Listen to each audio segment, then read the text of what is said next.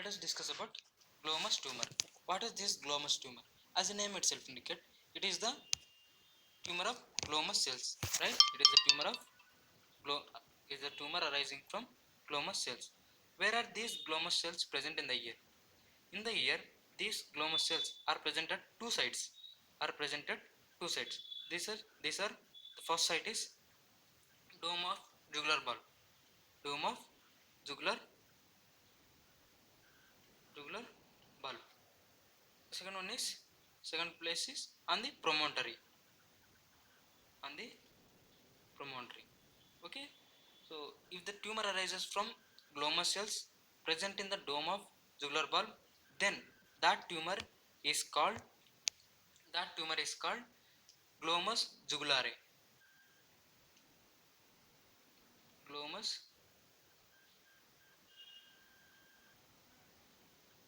jugulare, right? So if the tumor arises from dome of jugular bulb, then it is called glomus jugulare. If the tumor arises from glomus cells present in the promontory, then that tumor is called glomus tympanicum. Glomus tympanicum. Clear? So here we have got two types of glomus tumors, right? Two types of glomus tumor. What are they? The first one is glomus jugulare. Glomus jugulare. This tumor arises from glomus cells present in the dome of jugular bulb. The second one is glomus tympanicum. Glomus tympanicum. Clear? So what is this tumor? This is tumor arising from glomus cells, right? Let's see how this tumor look like when we see under microscope.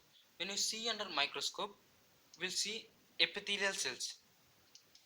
Okay, when you see under a microscope, if you will see epithelial cells, these epithelial cells are arranged in the form of masses, are in the form of seeds, right?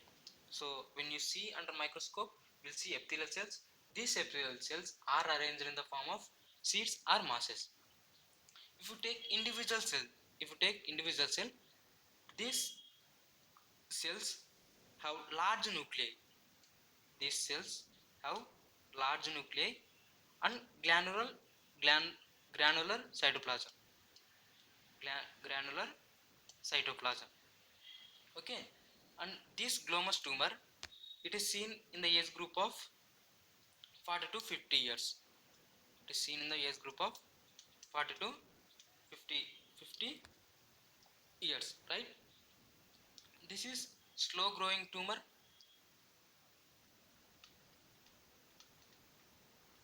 Okay, this is slow growing tumor and it is extremely vascular. Remember this. This is extremely vascular tumor and it is non-capsulated tumor. Non-capsulated tumor. So I told you it is extremely vascular tumor, right? So when the tumor is extremely vascular, we can see bleeding, right? So here we can see bleeding, right? Right? So we can say it is the tumor arising from middle ear, right? Because promontory and jugular bulb are present in the middle ear, right? So it is the tumor arising from middle ear. Then if the tumor enlarges in size, if the size of tumor increases, then it penetrates tympanic membrane or eardrum, right? Penetrate tympanic membrane and it comes out like polyp. So it is seen as a polyp in the external auditory canal when it bulges through the tympanic membrane. Clear? Let's see from how does this tumor spreads. As I told you, it is the tumor present in the middle ear, right? So it invades all the middle ear structures. All the middle ear structures. If you know the boundaries of middle ear, then we can easily understand this spread. What are this? How does this spreads? It spreads. It can invade labyrinth. It can invade labyrinth, right? All the middle ear structures we can write: labyrinth, petrous, pyramid, mastoid, and it can go through eustachian tube and appears in the nasopharynx. Nasopharynx. It can invade posterior and middle cranial fossa. Posterior and middle cranial fossa, and it can spread to lungs, bones. Okay, and it can also involve cranial nerves like ninth cranial nerve, 10th cranial nerve, 11th cranial nerve, and 12th cranial nerve. So even cranial nerves can also get involved. As I told you, it can invade tympanic membrane and appears as polyp in the external auditory canal. This is how it spreads, right? So if you know the boundaries of middle ear, then we can easily write its spread. Okay, then we'll see how these clinical features will be seen. So as I told you, first it will be in the middle ear, right? Middle ear. Then it spreads to tympanic membrane and it appears as polyp, right? So first we'll see how it, what are the symptoms that we can see when it is in the middle ear. When it is in the middle ear, what are the main symptoms that we can see? The main symptoms that we can see here are hearing loss. Hearing loss. As I told you, this tumor is extremely vascular, right? So as the tumor is vascular, we can see tinnitus. We can see tinnitus. When you do otoscopy, we can see red reflex. That means we can see red color. So this is tympan membrane, right? So we will see some red color here. This is because the tumor is present at this place, right? Is seen through this space. As the reason why it looks red is because this tumor is extremely vascular, right? Due to its vascularity, it appears red. This, and when you see otoscopy, we'll see two signs. One is rising sun sign. Rising, we'll write on fresh space. When you do otoscopy, you will see two two signs. One is rising sun sign, rising sun sign, and second sign is pulsation sign. Pulsation sign. As the name itself indicates, rising sun sign. That means it looks as if sun uh, uh, uh, is looking through that otoscopy. That means if it is tympanic membrane, then we will see red color here, right? So it appears as if it is rising sun, right? So this is called rising sun sign. Pulsation sign. That means you see, as I told you, the tumor is extremely vascular, and this vascularity gives pulsations. That blood gives pulsations, and this can be observed when you increase pressure in the external artery canal by Seagal's speculum. By using Seagal's speculum, will increase the pressure. Due to this increase in pressure, we'll see pulsations. Clear? This is called pulsation sign. So when you do otoscopy, we'll see two signs when the tumor is in intratympanic. What are these signs? Rising sun sign and pulsation sign. Clear? So let's revise it. When the tumor is in middle ear, what are the things that you can observe? One is hearing loss. Hearing loss. Second one is tinnitus.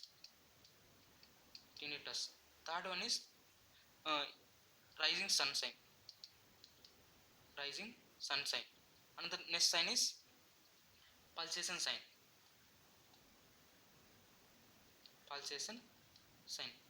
Okay, this is this is these are the symptoms or signs seen when the tumor is in middle ear.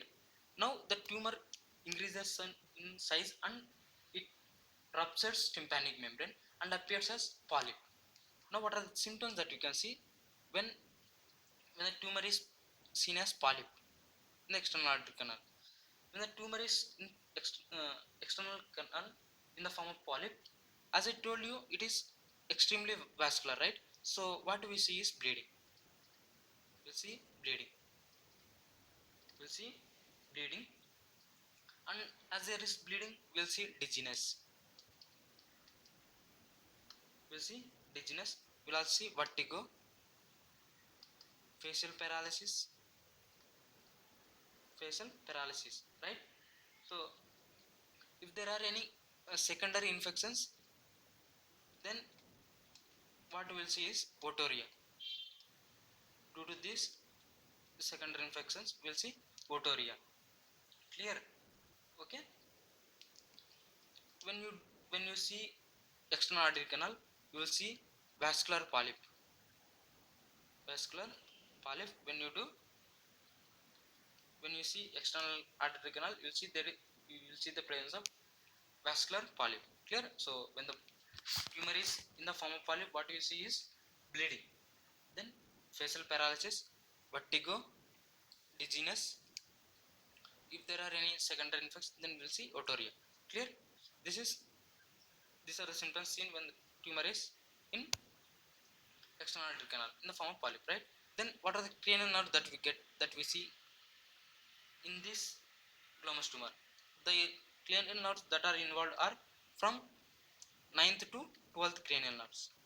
Okay, so these cranial nerves will get involved, and the symptoms of these cranial nerves are seen.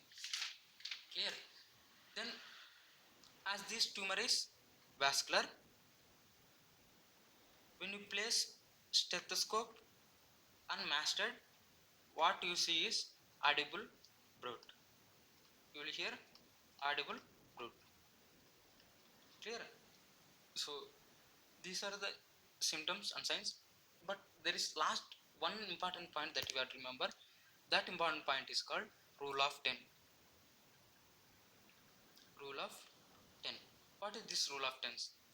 Here, these tumor, 10% of the tumors are familiar. 10% of the tumors are familiar. 10% of the tumors are functional. What does this word functional means? This tumor, it secretes catecholamines.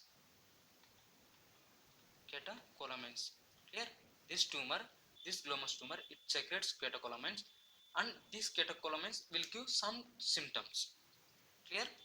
So 10% of tumors are functional. Okay, functional in the sense this tumor secretes catecholamines. Remember that. And last 10 rule of 10 is 10% tumors are multicentric. Multicentric. Okay, this is about rule of 10. What are the rule of 10? What is the rule of 10?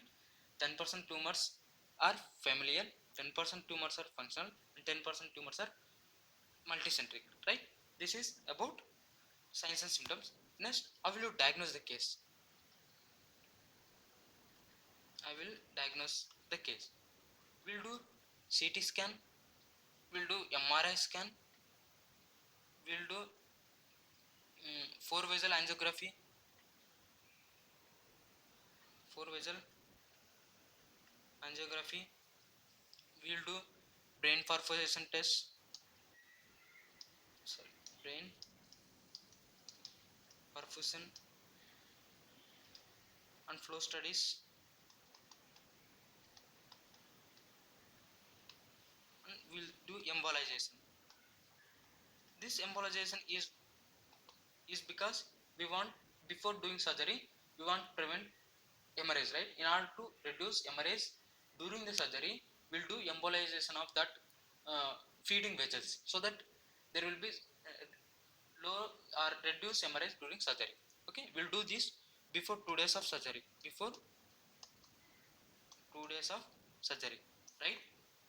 Then then last one is biopsy, but we should not take biopsy, because as I told you, this tumor is very very vascular, so usually we don't take biopsy. Clear? Then I will treat the case. Treatment. Here treatment is surgical removal. We will do surgical removal of this tumor, and we can also do radiation. We can do embolization, and we can combine all these things also. Clear? This is something about glomus tumor. Please go through your books before after completion of these lectures. Okay, I have given just an outline of these lectures. There is lot more to learn about this tumor in the textbook. Okay, thank you for watching.